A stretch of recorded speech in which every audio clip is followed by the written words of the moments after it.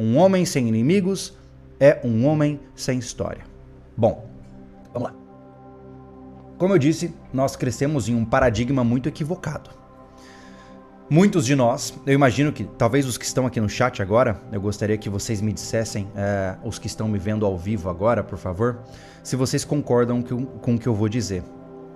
Você talvez tenha crescido com a ideia de que você precisa ser bonzinho, de que você precisa ajudar as pessoas, de que você deve evitar ter pessoas à sua volta que são... talvez que possam ser malvadas, e o seu objetivo é ajudar as pessoas o máximo que você pode para garantir com certeza de que você vai evitar causar desavenças na sua vida. Certo? Pois bem, por que eu estou dizendo isso para você? Porque esta narrativa, ela é errada. Certo? Ou seja, você não pode partir a sua vida do princípio de que você será bonzinho com todo mundo e assim, pelas pessoas gostarem de você, você então será bem-vindo e terá boas conquistas neste planeta. Esta é uma premissa equivocada e que pode gerar muitos problemas na sua jornada. Por grande parte da minha vida, eu caí nesse conto do vigário, tá? Em grande parte da minha vida, eu achei que se eu fosse bonzinho o suficiente, eu ia conseguir ajudar as pessoas, eu ia ser benquisto, eu ia ser amado. Isso é uma baboseira, tá? Por que é uma baboseira? Porque a gente desconsidera a lógica prática do processo. Qual é a lógica prática do processo? Cara, toda vez que você conquista algo para você, você toma de alguém aquilo. Por exemplo, se você conseguiu um emprego melhor, você ocupou aquela vaga e deixou outros para fora dessa vaga, certo? Logo, você ocupou o espaço e os outros ficaram sem. Isso é naturalmente desagradável para quem perdeu. Se você está conquistando a sua própria preguiça e construindo um belo corpo, você está expondo de uma maneira crua e nua o quão fracassados são aqueles que não conseguem fazer o mesmo que você.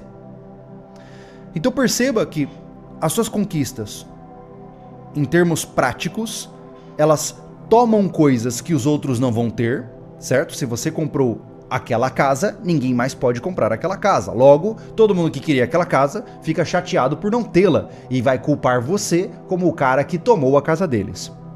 E do ponto de vista comportamental, sempre que você faz algo que te coloca num novo patamar, que te coloca numa concepção mais avançada da vida, digamos assim, você vai expor aos olhos de todos os outros as fragilidades deles. Entenda que quando você sai, sei lá, para dar sua corrida de 5 km e volta para casa e fala pro seu amigo, vamos correr comigo? Ele pode ficar ressentido com você porque ele entende que você está melhor que ele e isso expõe para ele o quão fracassado ele está sendo nesta premissa.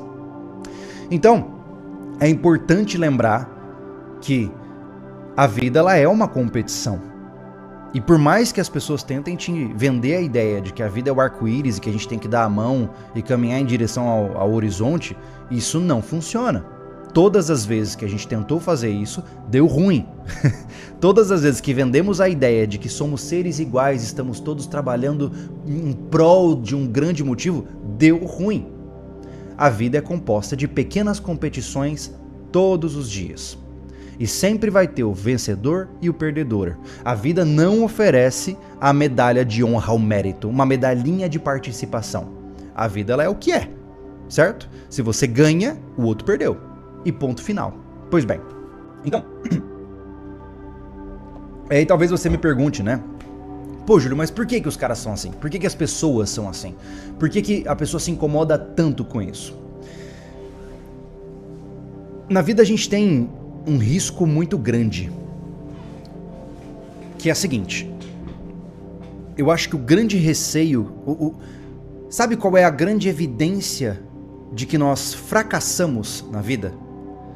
Quando a gente envelhece e se torna amargurado e ressentido.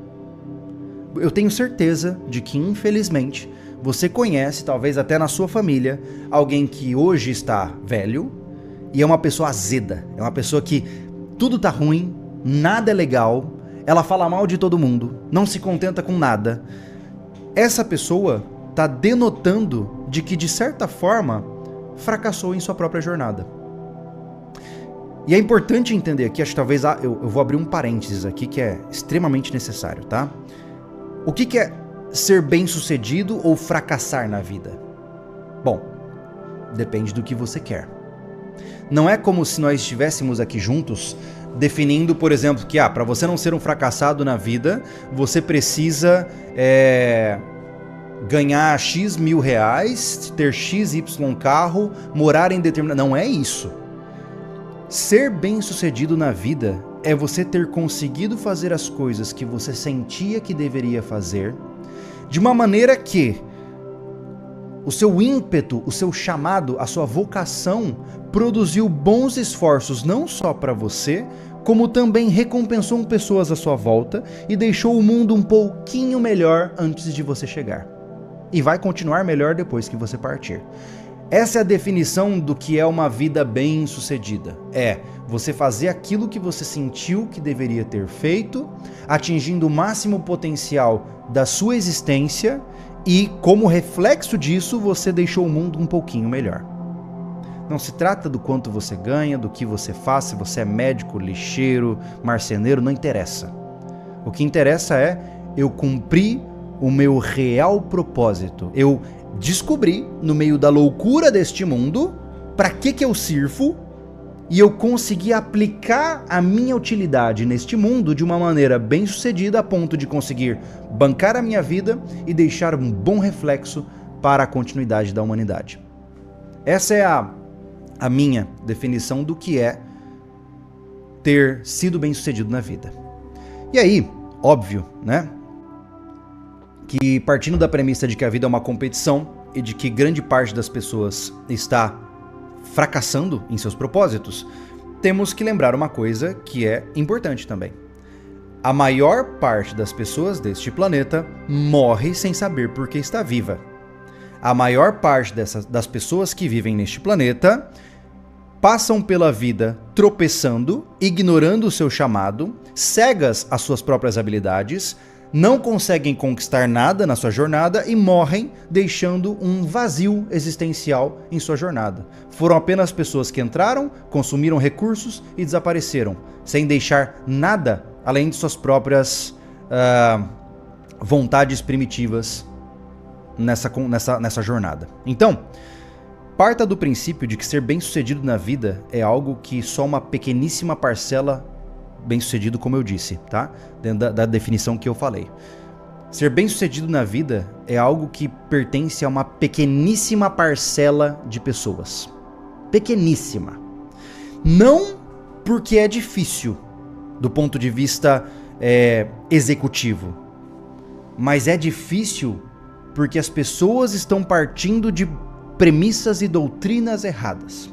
E aí nós voltamos ao tema que nós conversamos, que é: você nunca será bem-sucedido na vida se você acha que o mundo é bonzinho e que tudo é arco-íris e de que as coisas estão bem e de que vai dar tudo certo. Se você não entender a importância de ter inimigos na sua jornada, isso significa que você não vai ter grandes conquistas. Porque a essência de um inimigo, quando você está apenas sendo benevolente, é o ressentimento, é a inveja. É a vontade de destruir o que você tem porque eu não consigo ter. Isso é um inimigo. Então, quando você cria inimigos em sua jornada, e você está partindo das premissas certas, e você está fazendo bem, está revisando as suas intenções para garantir que elas não estejam equivocadas, e você ganha inimigos nessa jornada, isso significa uma coisa importante. Significa que você está dando certo. Por quê? Porque em um mundo onde nós estamos tomados por uma flexibilidade moral gigantesca, hoje em dia, o certo e errado, ele é relativo, né? é relativo, entendeu? Depende do ponto de vista, né? Quando você vê um mundo onde as pessoas tropeçam nas suas próprias éticas, é característico de que quem não quer tropeçar nas próprias éticas é visto como enfadonho, é visto como babaca. Entende? Então, quando todo mundo tá fazendo errado e você quer fazer certo, você não vai inspirar quem tá fazendo errado. Você vai ancorar a raiva dos que estão fazendo errado. E lembre-se de que o diabo está nos detalhes, não é essa a frase? Ou seja, eu vejo muito cara dizendo que é extremamente honesto, mas ele não pensa em 2 vezes em craquear um programa para poder usar sem pagar. Né? Ou ele é extremamente íntegro e honesto, mas ele pega a assinatura do amigo com a senha e login para não precisar pagar e consumir um produto de graça. O diabo está nos detalhes. É ali que a corrupção existe. A corrupção não acontece nos grandes esquemas da vida. Ela acontece nas pequenas coisinhas. Pequenas coisinhas. Então, o que isso significa? Significa que você, uma vez que entende isso, se torna a melhor pessoa do mundo e agora você estará sempre certo nas vidas, na jornada, na sua caminhada para o mundo. Agora, entendi o segredo da vida e serei perfeito. Como o Roberto falou aqui, ó, todo mundo tá errado, só o Júlio tá certo. Não. Significa que você entendeu o mainframe da existência. Significa que você entendeu que você é, usando um termo que antes eu tinha um baita preconceito, você é, por definição, um pecador. Eu gosto muito do termo fall short. You have fallen short of a higher aim. O que isso significa? Você tá vendo que você tem que alcançar aquilo lá, você pula para alcançar e você cai e não chega. Isso é fallen short. Você tentou chegar e não conseguiu. Por que eu tô dando essa virada de caráter? E peço desculpas aos que não são religiosos, espiritualizados. Por que eu tô dando essa virada aqui? Porque nós somos insuficientes sozinhos. A natureza do ser humano é ser insuficiente, somos macacos sem pelo. Bom, nós temos alguns pelos ainda. Então o que isso significa? Significa que por mais que a gente tente fazer o nosso melhor e sabe o caminho certo e entende o que tem que fazer e o que não pode fazer, tem hora que a gente vai escorregar sem nem perceber e se ferrar no processo.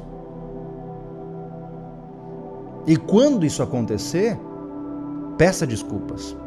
Quando isso acontecer, encontre uma maneira de fazer sentido na sua narrativa para que você possa dizer: vacilei. Então, nunca seremos perfeitos, sempre seremos cheios de erros. E é por isso que nós temos que construir um código moral forte. Para aqueles que hoje não possuem uma doutrina espiritual ou religiosa, essa é uma tarefa ainda mais difícil. Porque, por exemplo, eu tenho o meu próprio código de conduta, certo? Que eu por muitos anos fiquei pensando em como... Por muitos anos eu fiquei pensando em como fazê-lo de uma maneira que faça sentido para mim. E hoje, eu estou lentamente entendendo que, de fato, cara, já existe um manual, né? Eu, obviamente, passei por um processo de conversão ao cristianismo e hoje eu já tenho um manual a seguir. E foi a pior coisa que aconteceu na minha vida. Porque uma vez que eu entendi que já tem um manual feito e é só seguir ele, eu percebi o quão difícil é ser, cara. É ser correto. Porque o preço que se paga em um mundo como o que nós vivemos para seguir o manual é altíssimo. É altíssimo. Você praticamente destrói muito do que você fez. Então, pois bem, eu tô juntando vários aspectos diferentes aqui, porque entenda que é um tema muito difícil. Eu tô há muitos meses pensando sobre ele e eu ainda não cheguei a conclusões que são didáticas. Eu espero que você entenda os trechos que eu tô trazendo com o intuito de, quem sabe, causar reflexões para vocês, tá? Não veja isso aqui como o Júlio trazendo a verdade. Não, eu tô falando o que eu penso enquanto eu não tenho um roteiro. Eu tô devaneando aqui com vocês. Espero que vocês estejam... Espero que esteja sendo de serventia. Pois bem, continuando. Então, o grande segredo da nossa jornada é descobrir se você está ganhando inimigos porque você está sendo um babaca ou se você está ganhando inimigos porque você está fazendo o que tem que ser feito da melhor forma possível.